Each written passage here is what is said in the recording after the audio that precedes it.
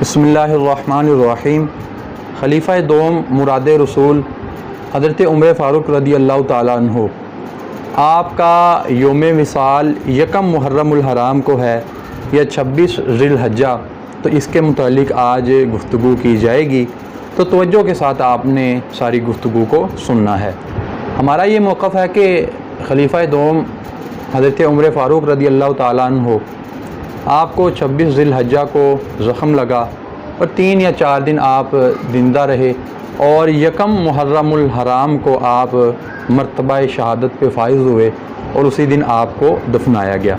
जबकि हमारे जो मुखालिफ हज़रात उनका ये नज़रिया है कि हज़रत उमर फ़ारूक रदी अल्लाह ताला अन्हु आप 26 ज़िलहज्जा को मर्तबा शहादत पे फाइज़ हुए। तो हमारे मुखालिफ हज़रात अपने मौक़िफ़ पे जिन जिन कुतब से दलाइल पेश करते हैं, इंशाअल्लाह आइंदा नशिस्त में उन कुतब पर भी तफसील के साथ गुफ्तगू की जाएगी। लेकिन आज की इस नशिस्त में हम जो उनसे सिर्फ अपने मौक़िफ़ पे दलाइल कायम करेंगे, तो तवज्जो के साथ आपने सारी गुफ्तगू को सुनना है। दलाइल सुनने से कबल चंद जो तमहीदी बातें वो आप समात कर लें।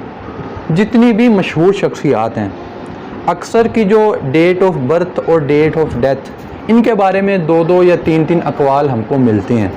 यानी कि अक्सर तौर पे जो मशहूर शख्सियात हैं उनकी तारीख़ पैदाइश और तारीख़ वफ़ात, इसमें इख्तिलाफ़ पाया जाता है और हमेशा उस इख्तिलाफ़ में तरजीह उस कौल को हासिल होती है कि जिसको अक्सर अहले इल्म ने इख्तियार किया हो। नंबर 2, अब ये जो तारीख़ पैदाइश या तारीख़ वफ़ात में जो इख्तिलाफ़ होता है, इसको कोई भी हक़ व बातिल का मसला नहीं बनाता। जबकि हमारे जो मुखालिफ हज़रात हैं रवाफ़िज़ और नीम रवाफ़िज़, अब इस छोटे से मसले को भी वो हक़ व बातिल का मसला बना लेते हैं। नंबर 3, हमारे मुखालिफ हज़रात कहते हैं कि अगर आप यकम मुहर्रमुल हराम को हज़रत उमर फ़ारूक रदी अल्लाह ताला अन्हु का योम विसाल मनाएंगे तो ये बुग़्ज़ अहले बैत है। तो बिल्कुल ये बुग़्ज़ अहले बैत है, लेकिन उनके नज़दीक इनका बातिन मोहब्बत से खाली होता है। तो उन लोगों को अपनी नकली मोहब्बत को साबित करने के लिए इस तरह की जो लायानी बातें हैं उनको बुनियाद बनाना पड़ता है। जबकि यकम मुहर्रमुल हराम को जब भी हम योम विसाल हज़रत उमर फ़ारूक रदी अल्लाह ताला अन्हु मनाते हैं, तो खुदा पाक की कसम इतना सा भी हमारे दिल में बुग़्ज़ अहले बैत नहीं होता। और कैसे होगा?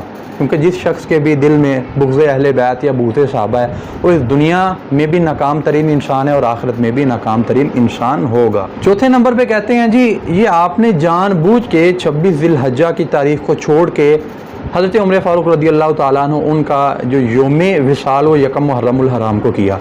तो अब मैं आपको दलाइल दूँगा, तो जब मैं आपके सामने दलाइल रखूँगा तो फिर आप ख़ुद ही ये फ़ैसला कर लीजिएगा, क्या हम जानबूझ के यकम मुहर्रमुल हराम को योम विसाल उनका मनाते हैं या हमारी जो मोतबर कुतब हैं उनमें ये बात पाई जाती है। पहले नंबर पे मैं उसतुल गाबा इसका हवाला पेश करूँगा।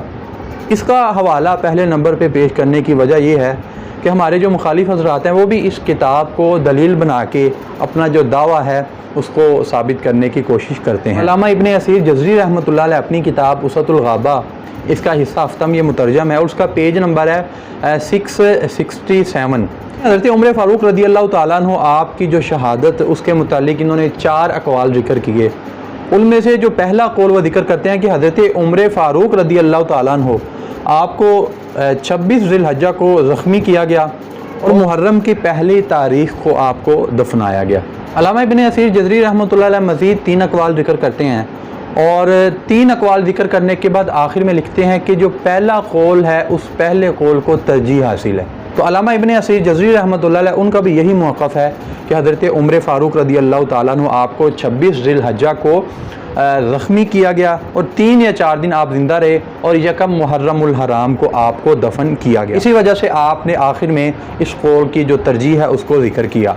अब हमारे जो मुखालिफ हज़रात हैं वो पहले कौल को ज़िक्र करने के बाद उसका रद्द इस तरीके के साथ पेश करने की कोशिश करते हैं कि पहले कौल को अल्लामा इब्न असीर जज़री रहमतुल्लाह ने जब ज़िक्र किया तो आगे उस्मान बिन मोहम्मद अल अखनसी उसके हवाले से लिखा कि उस्मान बिन मोहम्मद अल अखनसी ने कहा कि ये वाला जो सा कौल इसमें वहम है, यानी कि ये वाला कौल ये दुरुस्त नहीं।